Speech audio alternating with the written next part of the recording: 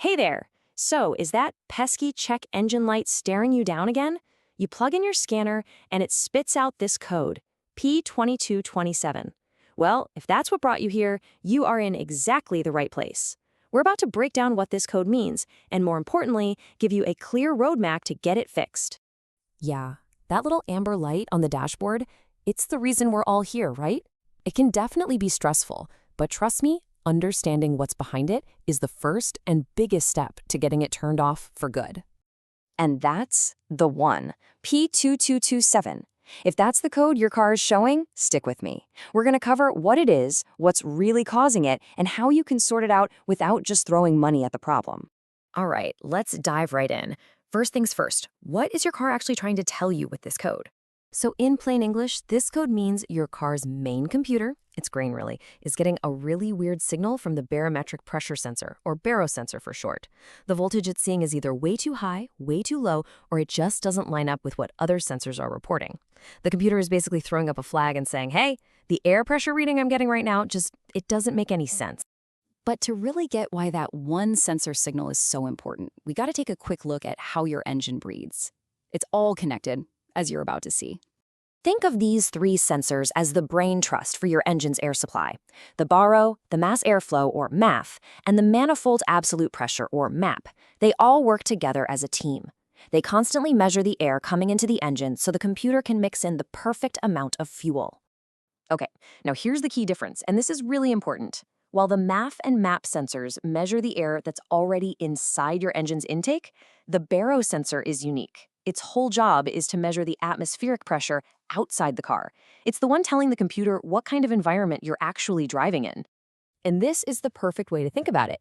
Imagine you're driving up a big mountain. As you go higher, the air gets thinner, right? The pressure drops. Well, the baro sensor sniffs out that change, reports it back to the computer, and bam, the computer instantly adjusts the fuel mixture to match. It's a brilliant little system that keeps your engine happy at any altitude. So now that we know how it's supposed to work, let's play detective and figure out what can go wrong. Let's look at the most common culprits behind that P2027 code. Okay, check this out. It's so easy to see this code and immediately blame the sensor itself. And yeah, about 40% of the time, you'd be right. But here's the kicker. That means 60% of the time, the problem is something else entirely. We're talking wiring issues, a simple dirty air filter, or a vacuum leak. This is exactly why we don't just guess and start replacing parts. We investigate.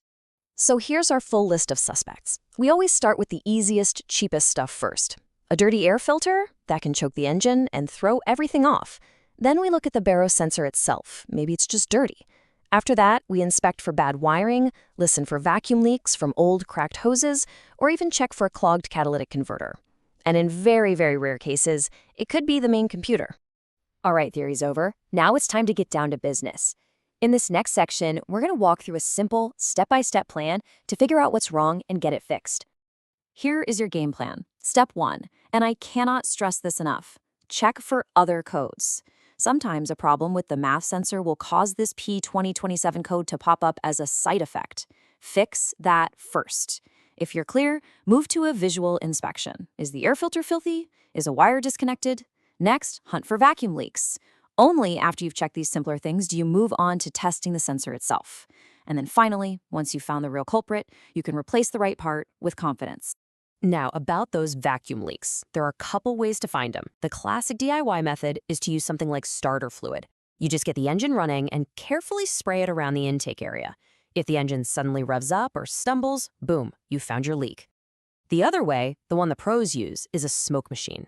It's way more accurate because it just fills the system with smoke and you can literally see where it's leaking out.